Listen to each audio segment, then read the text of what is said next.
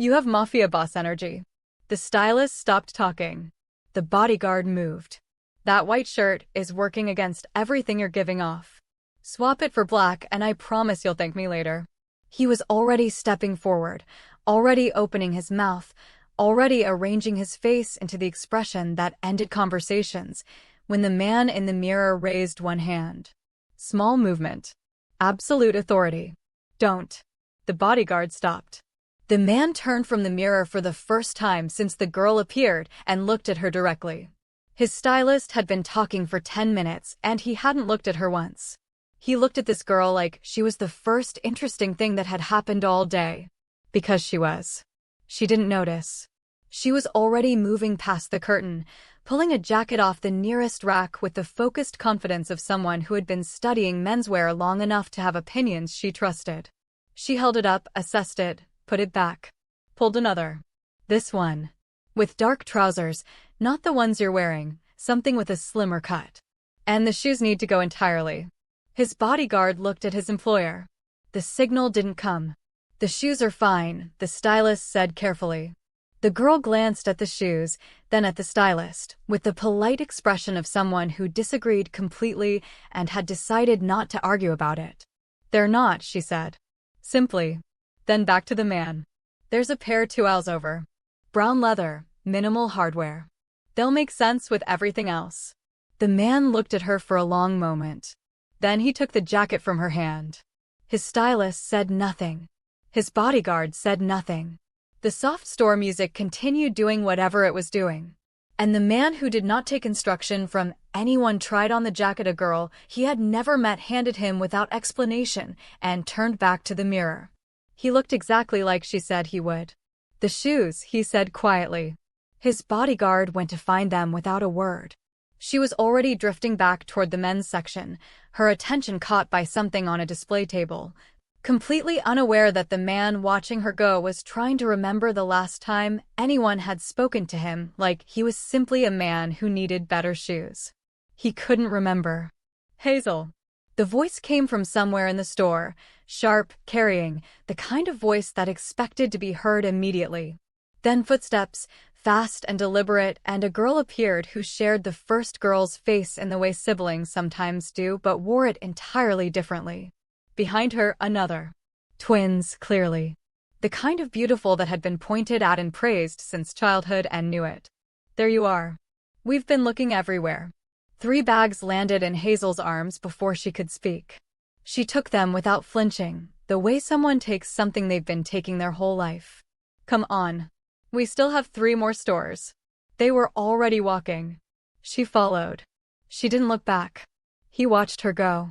Watched her disappear around the corner with 6 bags on her arms that weren't hers. Watched the space where she'd been for a moment after she was gone. Then he looked at his bodyguard. His bodyguard was already noting the name. Hazel. It was a start. He turned back to the mirror. The jacket sat exactly right on his shoulders. The shoes his bodyguard had placed near the door were already making sense with everything else. He almost smiled. Almost. If you're new here, welcome. You just found your new favorite channel. If you've been here before, you already know. Stay right there. Subscribe if you haven't. Hit the notification bell because you do not want to miss what's coming. And share this with someone who needs a good story today. Her bedroom told the truth about her. The rest of the Hudson home was managed and coordinated. Her mother kept it deliberately presentable, the kind of home that looked intentional in photographs. But Hazel's room was a different country entirely. Fashion sketches covered every wall, some framed, most pinned directly into the paint without apology. Fabric swatches in rows above her desk. A corkboard so full of reference images you couldn't see the board beneath them anymore. A mirror she had decorated with printed photos of outfits she built entirely in her head, and never wore because there was nowhere to wear them and no one to wear them for. She had an eye that belonged on a world stage. Nobody in this house knew that. Or if they did, they had decided long ago that it didn't count. She was sitting on her bed the night before them all, sketch pad open, pencil moving, completely absorbed. Not performing contentment. Not pretending anything. Just genuinely, privately lit from the inside by the thing she loved when nobody was watching. She added a line, tilted her head, added another, and smiled to herself the way people smile when they've solved something quietly and don't need anyone to know. That was who she was in this room.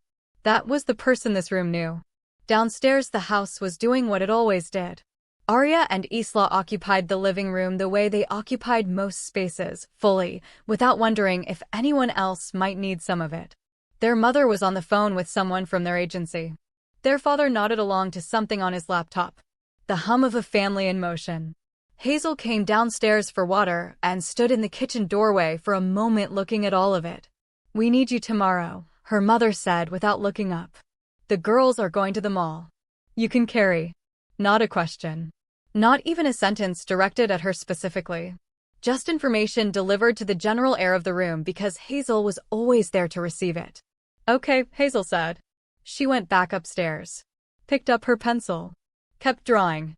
The mall the next day was exactly what it always was. Arya and Isla moved through it the way they moved through most things, like the space had been arranged for their arrival. People noticed them. People always noticed them. They had been noticed since they were small children and had organized their entire understanding of the world around that fact. Hazel followed 3 steps behind with 2 bags that weren't hers on each arm. They hadn't bought anything yet. She was used to this. Used to the specific rhythm of these days, the way her feet knew how to follow without her having to think about it, the way her eyes could wander while her body stayed on course. She let her attention drift the way it always did, let it pull her toward the men's section the way it always did, because that was where she taught herself without anyone knowing she was learning. Silhouettes. Cuts. The way fabric behaved on different builds. She had studied it so long she thought in it automatically, couldn't look at a person without her brain quietly noting what was working and what wasn't and what one change would do to the whole picture. "I'll be a minute," she said, to no one who was listening. Arya and Isla had already turned toward the women's section. She might as well not have spoken. She drifted. Found herself near a rack of jackets. Picked one up, assessed it, put it back. Picked up another. And then she glanced up, saw the fitting room curtain half open and the man inside it, and her brain did what it always did. Noted what wasn't working. She was standing at the curtain before she fully decided to be. "You have mafia boss energy," she said. "And the rest you already know." What she didn't know, what she couldn't have known, walking out of that store with 6 bags on her arms and her mind already back on the sketch she'd left unfinished at home, was that the man in the fitting room was already looking for her. And that he had a name now. Hazel. It was enough to start. He found nothing. That was the part Taehyun's bodyguard, a man who had located people in 3 countries with less information than a first name, couldn't immediately explain. He had the name. He had the store. He had a physical description precise enough to work from. And he had found absolutely nothing that led anywhere useful. No agency. No professional profile. A social media presence so minimal it barely qualified as one, a private account, 14 posts, none of them showing a face. Just clothes. Outfits arranged on beds and chairs and floor surfaces with the careful eye of someone who knew exactly what they were doing and had decided, for reasons he couldn't determine, not to show the person doing it. He presented this to Taehyun the next morning with the same composure. He presented everything. Taehyun looked at the private account on the screen for a moment. At the flat lays. At the way each outfit had been constructed with a specificity that wasn't accidental, the proportions considered, the textures deliberate, the whole picture put together by someone who thought in a language most people didn't speak. "She comes to that mall regularly," his bodyguard added. Staff remember her. Always in the men's section. Always alone or with the 2 women. The 2 women, Taehyun said. Sisters. Models. Represented by a mid-tier agency. The name that was called, Hazel, doesn't appear on any of their professional materials. Taehyun said nothing for a moment. Then he closed the laptop and picked up the file on his desk. The KTH Luxe Jewelry campaign. 6 months of planning. A short list of models his team had assembled with care, established faces, clean metrics, proven track records. He opened it and looked through every single one of them the way he had looked through them the day before and the day before that. He felt nothing. The same nothing he had been feeling since this campaign began. Something was missing from every face on this list, and he had not been able to name it until yesterday, when a girl in a department store held up a jacket and told him his shoes were wrong, and he had stood there and let her and felt, for the first time in a long time, like he was simply a person in a room. He closed the file. "Set up an open casting," he said. His assistant looked up. "For the jewelry campaign?" "Yes. We already have a shortlist." "Set up the casting." She wrote it down. Word traveled fast in the modeling industry. It always did. An open casting for KTH Lux, Taehyun's company, the man whose campaigns people talked about for months after they ran, whose jewelry line had a waitlist before it was even photographed, was the kind of opportunity that rearranged schedules. Arya heard about it through her agency by the end of the day.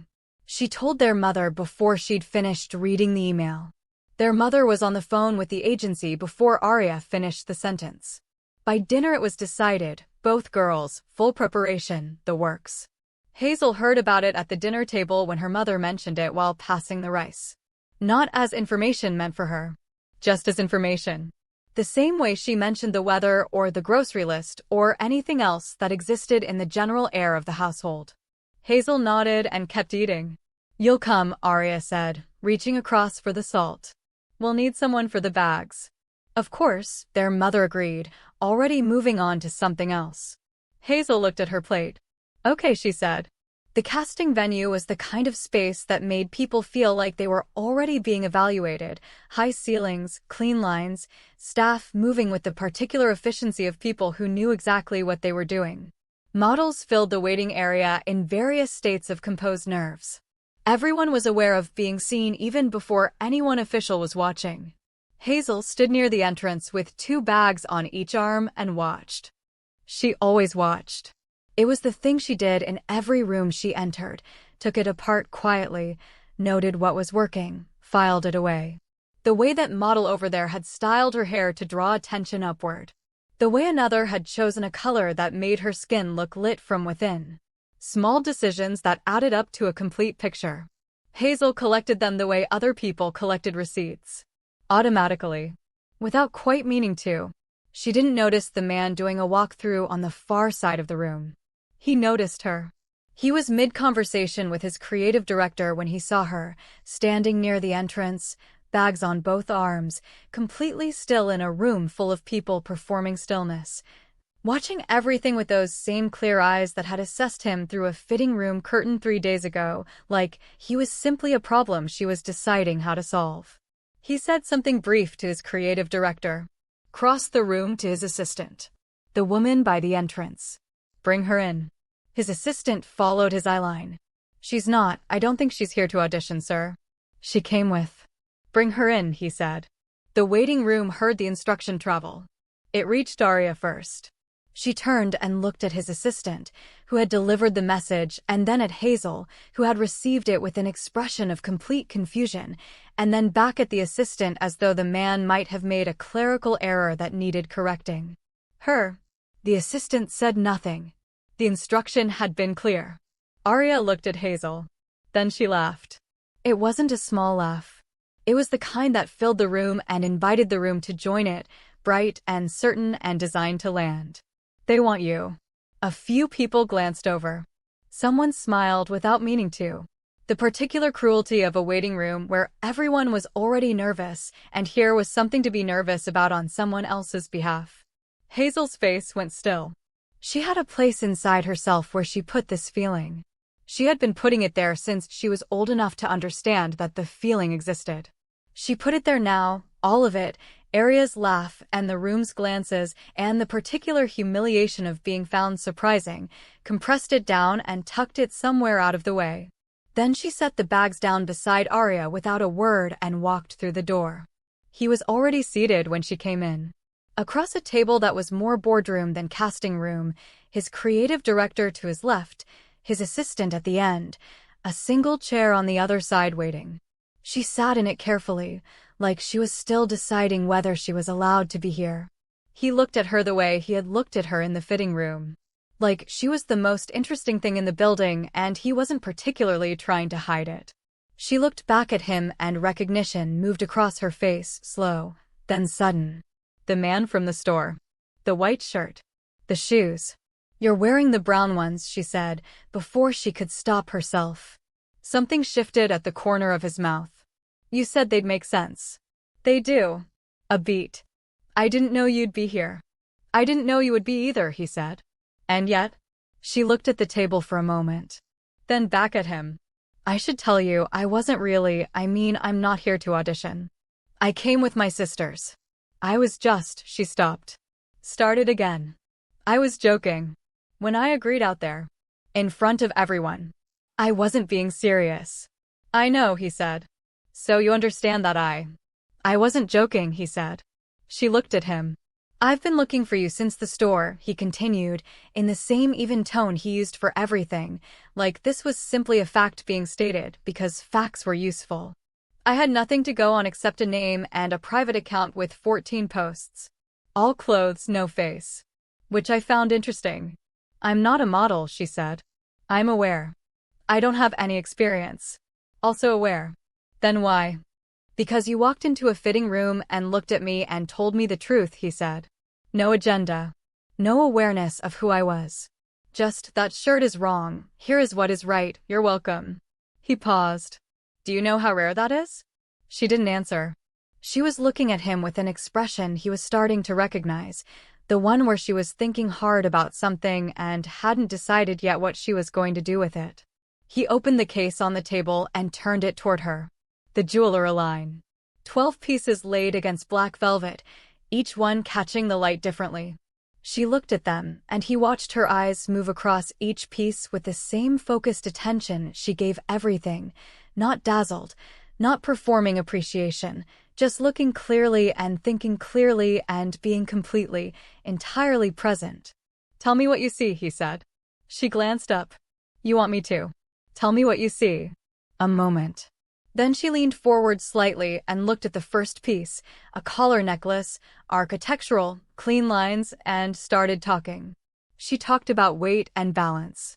About how the severity of the metalwork needed something soft to sit against or it would read as armor rather than adornment. About how the campaign needed a body that didn't compete with the pieces, but didn't disappear behind them either, that the model needed to feel like a person who had chosen to wear these things, not a surface they were displayed on. She talked about fabric and silhouette and the specific quality of light that made metal look like it had warmth. She talked for 4 minutes without stopping. When she finished, she seemed to realize what she'd done and sat back slightly. He said nothing for a moment.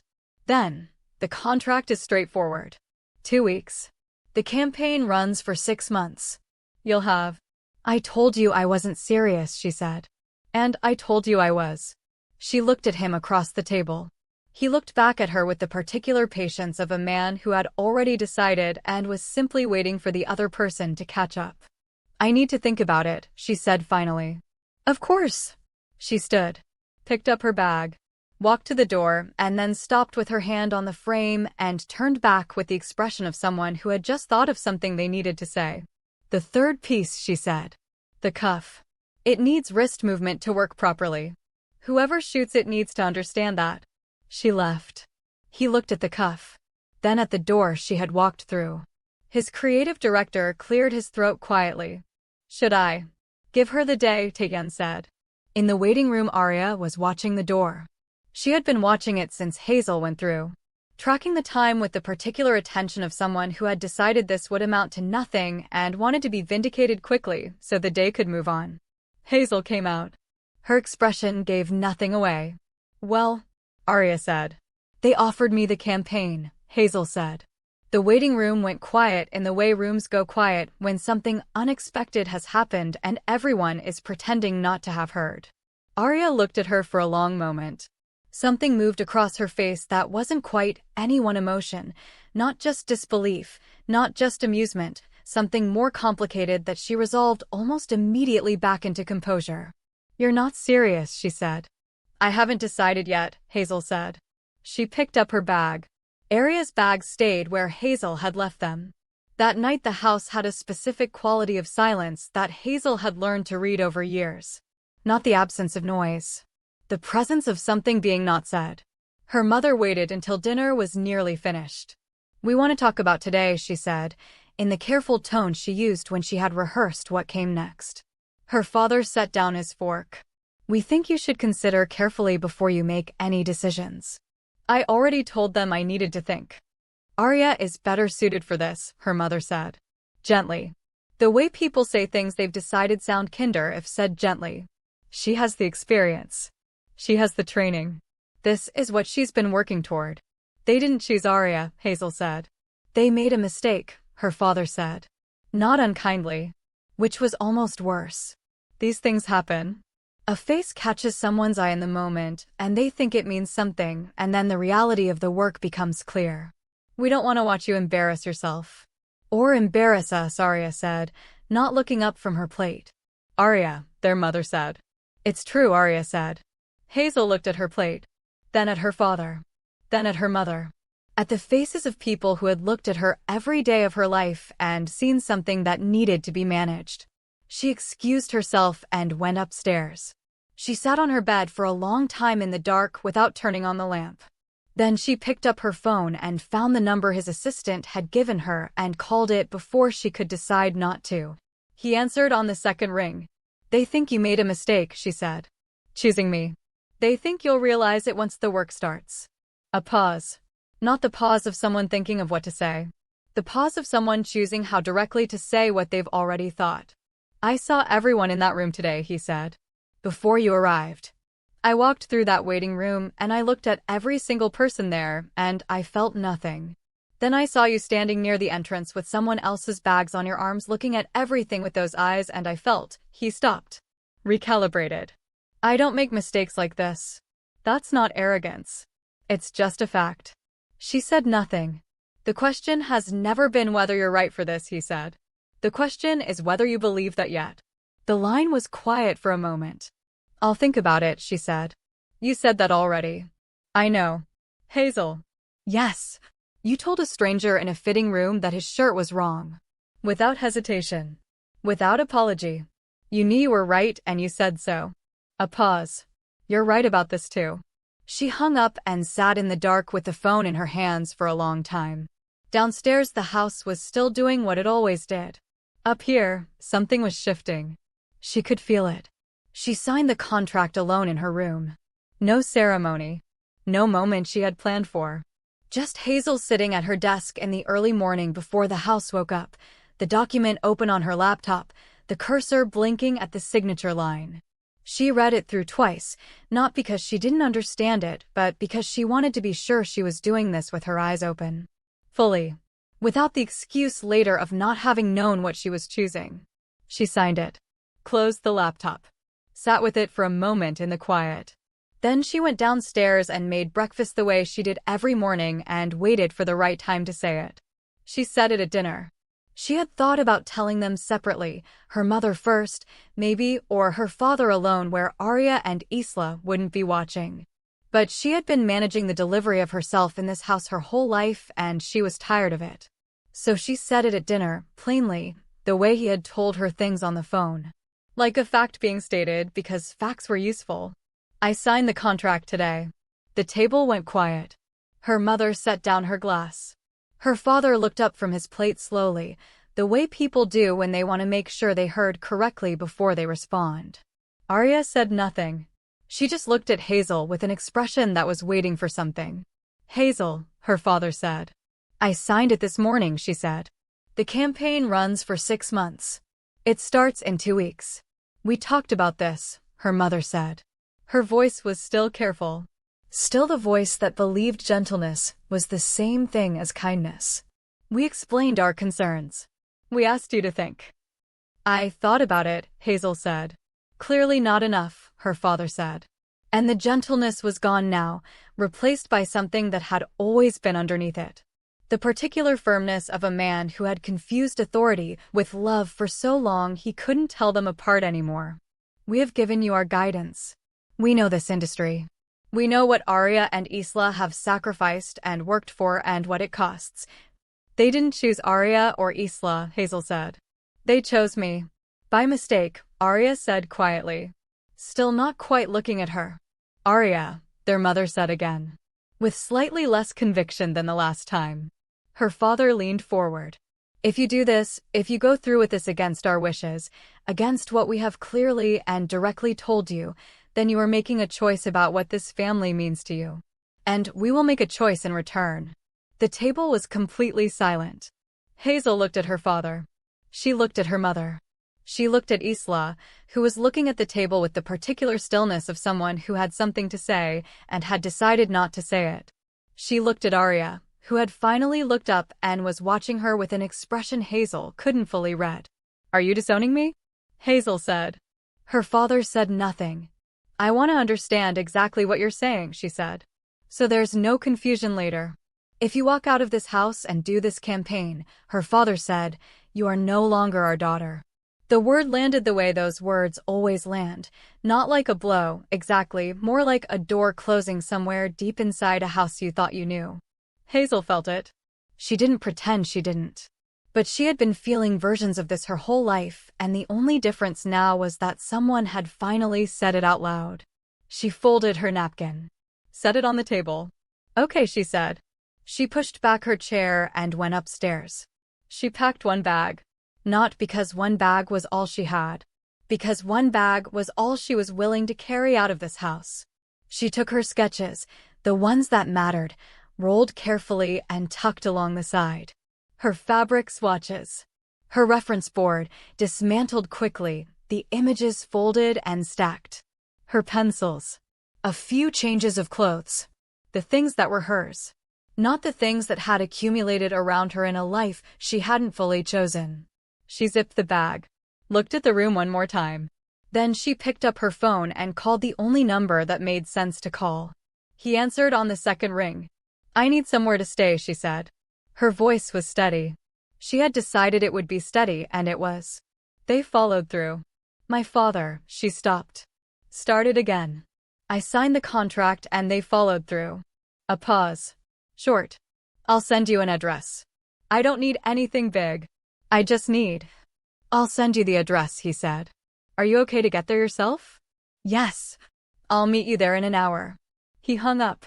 Her phone buzzed 30 seconds later with an address she didn't recognize. She picked up her bag. On her way down the stairs, she passed Isla in the hallway. Isla looked at the bag, then at Hazel's face. Her mouth opened slightly like she was going to say something and then closed. Whatever it was, she put it back. Hazel walked past her. She didn't look at the living room as she passed it. Didn't look for her parents or her sister or anything that would give the moment more weight than she could carry out the door. She just walked through the front door and pulled it shut behind her and stood on the step for exactly one breath. Then she started walking. The address was 40 minutes away. She stood outside the building and looked up at it for a moment before she went in. It was not what she had expected, not a hotel, not something temporary feeling. A residential building. Clean lines. A doorman who had clearly been told to expect her. The apartment was on the 9th floor. She stepped inside and stopped. Light everywhere, the kind that came from large windows facing the right direction at the right time of day. A proper kitchen. Furniture that had been chosen by someone with a clear eye rather than assembled from whatever was available. And a vanity in the bedroom with bulb lights running around the mirror, the kind her sisters had always had in their rooms, the kind she had looked at for years without saying anything about. She walked through every room slowly. Touched surfaces. The countertop. The back of a chair. The curtain fabric. Not performing wonder, just checking, privately, that it was real. He arrived 45 minutes later and knocked rather than using the key she'd been given. She noted that. The choice of it. He came in, walked through the rooms with the brisk efficiency of someone checking a list, opened a cupboard in the kitchen to confirm it was stocked, checked the heating. There's a number on the fridge for the building manager if anything needs fixing, he said. My number is already in your phone. Use it if you need anything. You didn't have to do all this, she said. He looked at her. You needed somewhere to stay. This is somewhere to stay. Said the way he said most things, like the logic was self-evident and the gratitude, while noted, was slightly beside the point. Taehyun. He stopped at the door. Thank you, she said. He looked at her for a moment. Something in his face that wasn't quite expressionless, something that existed in the space between his usual composure and whatever lived underneath it. "Get some rest," he said. "We start in 2 weeks." He left. She stood in the middle of the apartment alone for a long time after the door closed. Then she went to the bedroom and sat down at the vanity and looked at herself in the mirror surrounded by all those small bulb lights. She looked for a long time. She didn't notice she was crying until she saw it. Not grief. Not quite. Something more complicated than that. The feeling of a door closing behind you that you have been waiting your whole life to close and didn't know it until the moment it did. The feeling of standing on the other side of it and realizing the air is different here. She wiped her face with the back of her hand. Picked up her sketch pad from the bag. Started drawing. The first week in the apartment, she woke up every morning and lay still for a moment before opening her eyes. Not because she was afraid of what she'd see, because she was learning the specific quality of silence in a space that was entirely hers, no footsteps in the hallway that weren't hers, no voices from downstairs calibrating the temperature of the day, no sounds she had to interpret before she was ready. Just quiet, clean and uncomplicated. She was learning what it felt like to wake up in a room where she was the only person who got to decide what happened next. It took adjustment. More than she expected. She filled the first week with work, sketches mostly, ideas she had been carrying around in her head for months that finally had somewhere to land. She worked at the kitchen table because the light was better there, and she liked the feeling of the city outside the window while she drew. She ordered food she actually wanted instead of whatever was easy. She stayed up as late as she wanted and slept as late as she wanted and wore what she wanted and moved through the space without calculating the effect on anyone else. Small freedoms. Enormous ones. 10 days before the shoot, Taehyun's assistant called to coordinate logistics. Schedule, location, team introductions. Standard procedure. At the end of the call, she mentioned, carefully, that a stylist had been assigned to Hazel for the shoot. "I don't need one," Hazel said. A pause. "It's standard for our campaigns." "I'll style myself," Hazel said. "Tell him I said so. If he wants to discuss it, he can call me directly." She hung up. Sat with the audacity of that for approximately 30 seconds. Then picked up her pencil and kept drawing. He called 20 minutes later. "You want to style yourself," he said. Not a question. Not quite an objection either. Something in between, the tone of a man turning an idea over in his hands. "You told me you trusted my eye," she said. "This is me using it.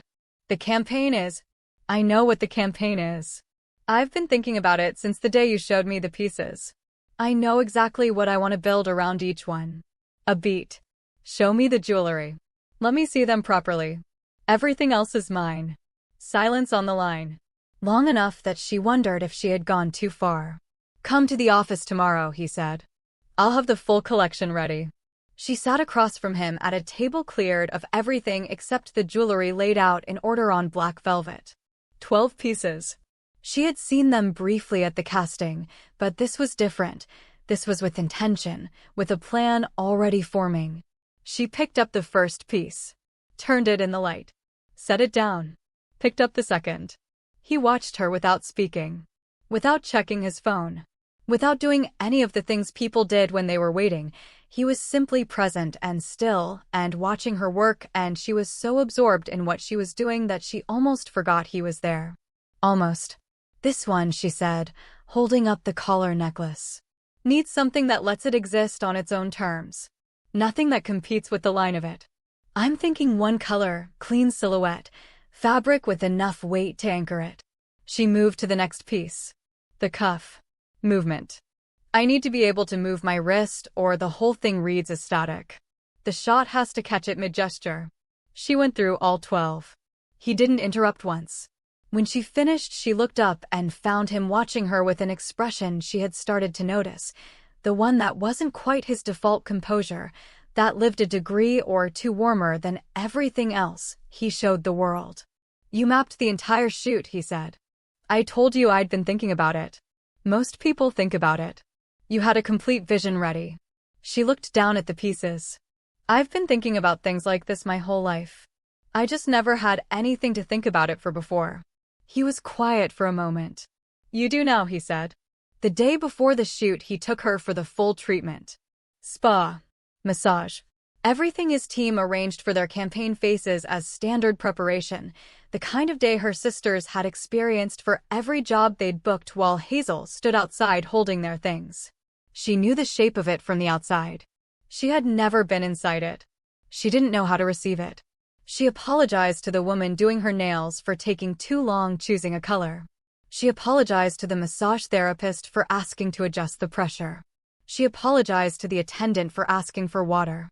Small, reflexive apologies that came from somewhere that had been trained into her, the habit of minimizing her own presence, of preemptively shrinking so that no one had to ask her to.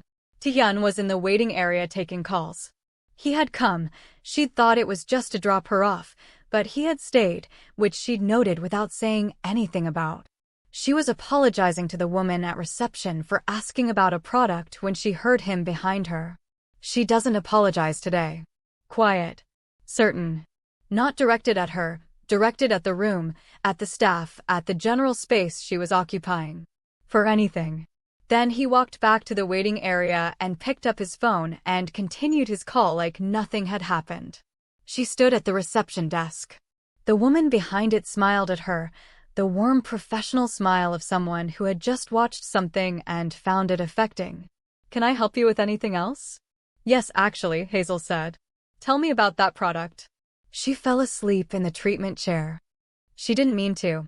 She was in the middle of thinking about tomorrow, the shoot, the first piece, the light she'd been told the studio had, whether the silhouette she'd chosen for the collar necklace would read correctly on camera, and then she wasn't thinking about anything at all. Just gone. Completely. The way you can only sleep when something that has been holding you tense for a very long time has finally, for the moment, let go. The treatment therapist came to check on her and found her completely still and completely at peace and left her there. When she woke up, the light in the room had changed. She sat up slowly, disoriented for a moment, and then oriented herself and felt the specific quality of how rested she was, deep, genuine, the kind that reached somewhere usually out of reach. She checked her phone. A message from him sent 40 minutes ago. Don't rush. Take the time. She put the phone down. Sat for another moment in the quiet. Tomorrow, she thought. Tomorrow, everything changes. She believed it. For the first time in her life, she believed something like that when she thought it. She was ready before anyone else. The studio was still being set up when she arrived, lights being adjusted, equipment being tested, crew moving with the efficient morning energy of people who had done this many times. The photographer, a woman whose work Hazel had studied without ever expecting to be in front of her camera, was reviewing something on a monitor near the back. Hazel stood just inside the entrance with her garment bag and her kit and looked at all of it. This was real. She went to the dressing room and took her time.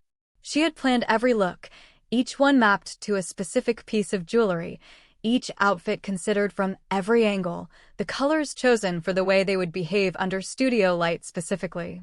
She dressed slowly and deliberately, the way she worked on everything with full attention. When she finished, she stood in front of the dressing room mirror. She had made herself the subject. The thing she had spent her whole life doing for others, the eye she had trained on jackets and silhouettes and fabric weights, and the particular way light hit different textures, she had turned it completely, for the first time, on herself. And what she saw in the mirror was not what she usually saw. She saw what she had built. She picked up the first piece of jewelry, the collar necklace, clean and architectural, and fastened it. Stepped back. Looked. Yes, she thought. Exactly that. She walked out of the dressing room. The set went quiet. Not the polite quiet of a professional crew maintaining decorum. The real quiet, the involuntary kind that happens when something enters a room and the room has to recalibrate. A grip stopped what he was doing. One of the lighting assistants looked up from her panel. The photographer turned from her monitor. Hazel walked toward the set, and if she noticed any of it, she didn't show it. She was focused. Present. She had a job to do, and she knew exactly how she was going to do it. The photographer met her in the middle of the floor. Looked at her. Looked at the necklace. Looked at the whole picture she had put together. Okay, the photographer said, in the tone of someone who has just had a hypothesis confirmed. Let's work. Taehyun arrived halfway through the first setup. He came in quietly, no announcement, no disruption, and found a place to stand at the edge of the set where he could see without being in the way. His assistant appeared beside him a moment later with something for him to sign. He signed it without looking at it. He was looking at Hazel. She was natural in front of the camera in a way that couldn't be manufactured or taught in a short time. She had spent years studying composition and light and the relationship between a body and a space. She had just never known she was the subject of that study. Now she moved through each setup with an instinctive understanding of where she was in the frame, how the light was hitting her, what the lens was finding. The photographer barely had to direct her. Turn just. She had already turned. If you could move your hand so the cuff. She had already moved it. His creative director appeared at his shoulder at some point. Said something about the numbers they were expecting from the campaign. He made the appropriate response. He didn't look away from the set. Across the city, Arya was on her phone. She had been checking the KTH Lux page reflexively since the campaign was announced, not looking for anything specifically, just the pull of wanting to know, the same pull that had made her watch the door at the casting. She was between appointments, sitting in the back of a car when the page updated. The campaign was live. She opened it. The images loaded one by one. Hazel in the collar necklace, the clean silhouette exactly right, the light doing something extraordinary to the whole picture. Hazel with the cuff mid-gesture, exactly as she'd planned, the movement caught perfectly. 12 images. 12 pieces. Arya looked at all of them. Then she looked at the Shop Now button at the bottom of the page. She watched the number beside each piece count down. One by one. Piece by piece. Sold. Sold. Sold. She watched it happen in real time, the comments flooding in, the shares multiplying, people asking who she was and where she had come from and why they had never seen her before. She watched her sister's face fill her screen being wanted by everyone. She put the phone face down on the seat beside her. Said nothing. Looked out the window at the city moving past. Hazel found out through her manager. She was still at the studio, still in her last look of the day, when her manager, appointed that morning, sharp and efficient and already treating Hazel's career like it was her own personal project, appeared beside her with her phone out and a specific expression on her face. The line is sold out, she said. Hazel looked at her. All of it. Every piece. Inside 40 minutes of the campaign going live. Hazel took the phone. Read the numbers. Read the comments. Scrolled slowly through what people were saying about the images, about the styling, about her, about the question of who she was and where she had been hiding. Someone had written, "She looks like someone finally told her she was beautiful and she believed it." She stopped scrolling, put the phone down on the makeup table in front of her, and looked at herself in the mirror for a moment. The last look of the day. The jewelry still on. The clothes still exactly right. She looked like herself. Not a version of herself she had been performing. Not the self she had compressed and folded away in this house and that house and every room she'd been told she didn't quite fit. Just herself. Fully. Finally. Her phone buzzed. Taehyun. 3 words. I told you. She read it. Read it again. Put the phone face down on the table and pressed her hands flat against the surface and breathed. She read it 9 more times before she went home. That night she sat at the kitchen table in the apartment with the city outside the window and her sketch pad open in front of her, and she didn't draw anything for a long time. She just sat with what had happened that day and let it be real. The sellout. The comments. The photographer who had barely needed to direct her. The way the set went quiet when she walked out.